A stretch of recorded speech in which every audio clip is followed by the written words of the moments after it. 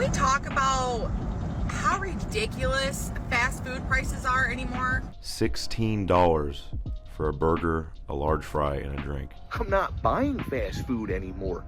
Matter of fact, I don't have the money to buy fast food anymore. So today we're going to be talking about some more insane fast food prices. I have some of your experiences using some of the comments in the past video, so if you want to share anything down below, I'll be able to pick some of them out and talk about it in my next video. And I have some of my experiences on how crazy fast food prices have gotten. Normal restaurants included, and tipping, which has become a big problem actually in like the past year or so. But we'll get into it with this first clip right here. And I was on the phone with my husband while I was ordering, and he's like, wait, you're at McDonald's? Get a filet of fish sandwich. He's like, get me two. It's Friday and Lent at McDonald's. We're like, great, I'll just eat that for lunch, and then we'll make something else for dinner. So, whatever. I order 3 filet of fishes in a separate order because she wouldn't let me add it on to my Diet Coke order. Anyways, that's a whole nother story. It pissed me off. Pull around, order 3 filet of fishes, not the meal, just the sandwich. She clarified. She said, the sandwich or the meal? And I said, just the sandwich. And she said, 3 of them? And I said, yes.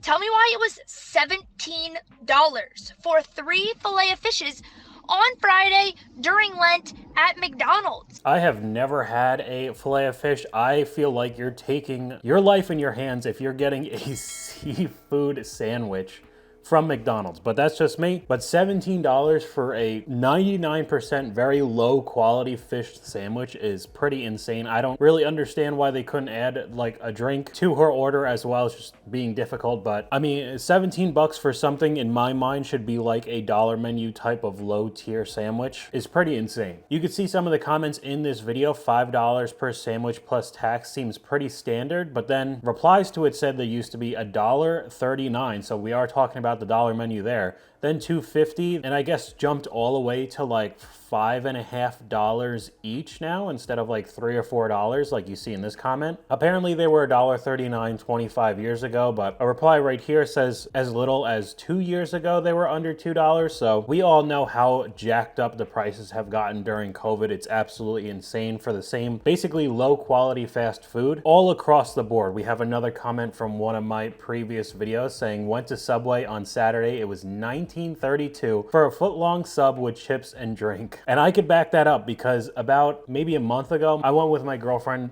to Subway. She wanted to get the same normal foot-long sandwich. I've only ever had Subway like twice, and I remember the commercials, $5 foot-long. And whatever sandwich she ended up getting, it was like $14 or $15. I guess the days of $5 foot-long are way behind us. Hey you guys, I just want to be clear that I did just spend $30 on Shake Shack in the Istanbul airport, and all I got was a double shake burger, which I already ate, and a small fry. Charged like, I think $7 for 2 little packets of ketchup. I'm not mad about it. Sorry if it seemed that way. I'm not. Best money I've spent probably in a while, because you know what? You really cherish every bite. I thought this one was funny because I was recently in an airport and we ended up getting BurgerFi, which is just another one of these burger places. There's a million of these restaurants. They're all basically the same burger, but in the airport for 2 burgers and fries, it was like $45. I guess not as bad as hers for 30 bucks for one single meal, but still absolutely ridiculous for, again, basically like Wendy's or like a half a step above like Wendy's, McDonald's, Burger King burgers, but still nowhere near any sort of sit-down restaurant. And I know we're in the airport, but seriously, like $45. We got another comment here talking about Five Guys because in my previous video I talked about how ridiculous it was. Getting like a single burger and a drink like a month and a half ago from Five Guys was like $26. Five Guys is definitely way too expensive. I just wanted to experience it. I'd never been there. I foolishly spent around $75 for 3 people, which is pretty accurate with my experience. One single burger was $26. The food was good, but they don't have to worry about me coming there ever again. Same exact thought that I had in my last video. I was like, I'm never going there again. It's a good burger. It's not a good burger for $25. Real quick here, we just have a screenshot of another TikTok. Now right here, you could see a Whopper meal for 2 coupon is $8.99. And if you zoom in, this coupon was made in 2022, so only 2 years ago. And now if you go and get the exact same thing for 2024, store, it is $15. That's a $6 increase. What is that? Like a 66% increase, I think, in 2 years on the same menu. And these are both like coupons. So they're probably even more expensive if you don't have this coupon. And this is after people have already been complaining basically the entirety of 2024. So like 6-7 months into this, of how expensive everything has gotten. And they're still upping the price. The largest fast food restaurants have increased their prices at double the rate of inflation. And some have been way worse than others. It costs twice as much to buy McDonald's now as it did 10 years ago. This is far worse than any other restaurant on this list. These restaurants have raised their prices by 60% over the last 10 years, while inflation has only been 30%. So they could hide behind the veil of inflation and, you know, all the stimulus checks and everything's more expensive now, but this is the same low quality fast food that you're getting, and now they could literally double the price and just blame it on inflation when it's not actually like 100% of the issue. We have another comment here. Fast food has gotten so expensive, it's reached up to the next tier level of actual sit-down restaurants. So why eat fast food when you could just go to Applebee's or Chili's or Friday and pay the same amount of money and get better food, which I definitely agree with, and I do see some sit-down restaurants capitalizing on this, which we'll talk about in a second. Another comment here, Chili's has great prices right now, still cheaper to cook at home, but if you want to go out, Chili's and Applebee's are the ones doing well. I also heard Texas Roadhouse, which we'll get to in a second. I heard, at least for a while, Chipotle was doing it, but apparently now they're giving you such small portions of like meat, like if you get chicken or beef or whatever in your bowl or burrito, that people are now walking up to order and then holding their cell phone to like record the workers actually giving their portions. And that's the way you get like normal portions in Chipotle now. So if you're not literally about to like go tweet at them and try to cancel Chipotle, they're not going to give you like any really good portions. So I don't know about that, but a lot of these other places are just absolutely out of control with their prices. Now, I have two videos right here back to back that I don't know are specifically ads or they're sponsored by the creator of these videos, but we're still gonna run them because they do seem like pretty good deals. Here's how to get a full meal with an appetizer at Chili's for only $10.99. At Chili's, there's a 3 for Me special that gets you an appetizer, an entree, a side, and a drink. The options available for $10.99 are the Old Timer Burger with cheese, the Secret Sauce Burger, and the Crispy Chicken Sandwich. This deal is available all day, every day, and is honestly one of the best deals there is right now. Make sure to go check it out and follow us for more meal deals. So that seems like a pretty good deal. I mean,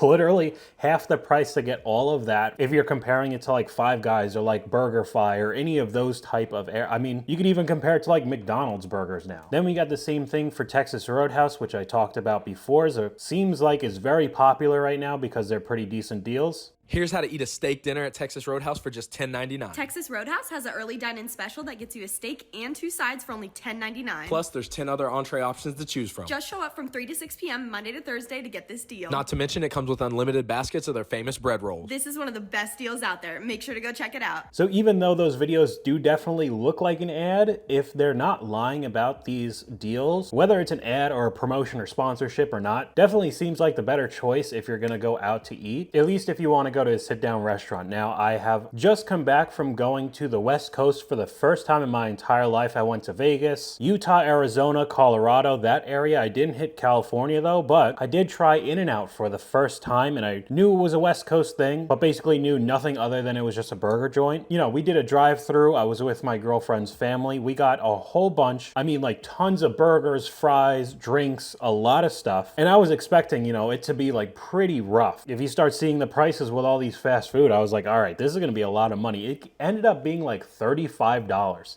And as soon as I said that, I turned around, I'm like, it's that cheap? It was way cheaper than anything I've seen on the East Coast. I honestly don't know how people or franchises or whatever the higher ups at In-N-Out, I do not know why they have not tried to push this across the entire country. I know it's supposed to be a West Coast thing and cool, but if there was an In-N-Out here, you better believe I would go there over like any of these other places we've talked about. McDonald's, Wendy's, Burger King, Taco Bell, I mean Five Guys, BurgerFi, you name it. Because at least with my experience, that was way cheaper than anything I've seen over here. But if you do go to these fast food restaurants, you could see that they have little like pseudo iPads that you could Apple Pay with, you know, see how much everything is, your price and all of that. And if you start paying with those machines, you could see that they'll pop up with an extra tip if you want to leave like an extra 20-25% tip for employees literally just doing their job at fast food places. Now I understand for waitresses, if you're at a sit down restaurant moving back and forth, giving you all the food and drinks and all of that, but a majority of like cashier type people at McDonald's, they're literally just standing there hitting buttons on the register and getting paid to do that. They're not really doing anything special. And now people are expected to give like an extra 20% tip. I honestly don't do it and I don't feel bad at all, but now there are places that are trying to get around it with the overall bill.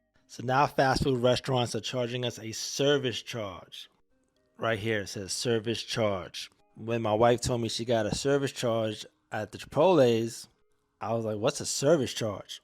We're just paying for the employees' salaries now. So a service fee is for the staff so they can get a fair wage. California fast food workers are now making $20. So here in New York, I guess they're doing the service fee. So I'm guessing now we got to pay for all our food and pay for their wages. So as the rich get richer, we get poorer. You really think they were going to pay their salaries?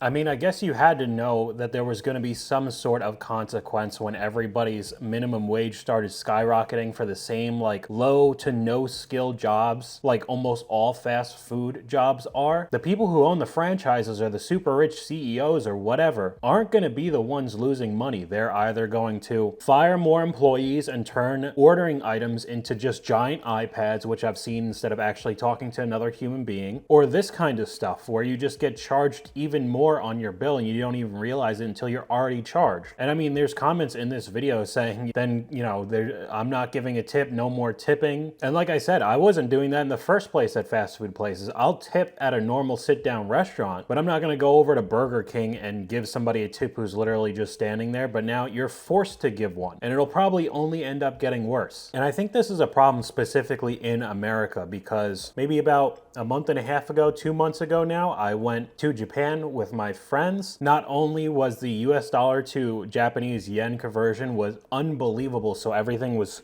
so cheap. There is no tipping there. So when we went to like fancier sushi places or like ramen places and all of that, the waiters and waitresses were super nice, but their wages were like in the price of the meals already. You didn't have to tip on top of it. So everything was just so cheap there, as everything here in America is getting so much more expensive. And it doesn't seem like really anything's changing, and the only advice I could give is to make more money. But it's like, well, it almost seems insulting for me to say that. There's no way of getting around it, it seems. It doesn't look like anything is going to change. But leave your thoughts in the comments down below. But hopefully you guys enjoyed this video. If you did, please leave a like, and I'll talk to you guys later.